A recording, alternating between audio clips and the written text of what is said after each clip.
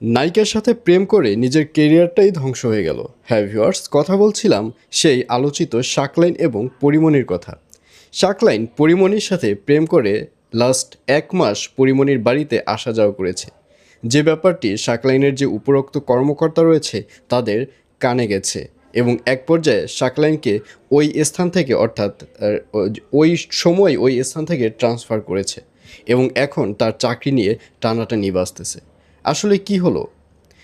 দিন শেষে নিজের যে স্ত্রী রয়েছে সেই কিন্তু থেকে যায়, বাকি সবাই চলে যায় এবং দিন শেষে নিজের স্ত্রীর জন্যই কিন্তু হাজব্যান্ডের উপর রহমত বর্ষিত হয় এবং নিজের স্ত্রী ছাড়া যে নারীগুলো রয়েছে সেই পরনারীদের জন্য কিন্তু গজব বর্ষিত হয়, যেটার প্রমাণ আমরা এই শাকলাইনের থেকে দেখতে পেরেছি। পরিমণির সাথে শাকলাইন মেশার পর শাকলাইনের পুরো কেরিয়ারটাই নষ্ট হয়ে গেছে। কিন্তু পরিমণির সাথে যে শাকলাইন মিলেছে, পরিমণির এই শাকলাইনের বার্থডেতে পরিমণি নেচেছে আর শাকলাইনকে কেক খাইয়ে দিয়েছে, এই সব কিছু কিন্তু শাকলাইনের স্ত্রী দেখেছে, শাকলাইনের সন্তানরা দেখেছে।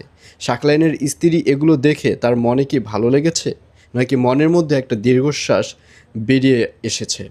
এই দীর্ঘশ্বাসের প্রতিফলনই আজকে শাকলাইনের এই অবস্থা।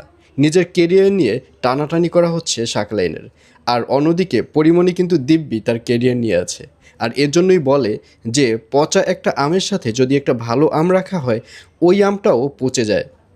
শাকলাইনের অবস্থা ঠিক সেটাই ঘটেছে।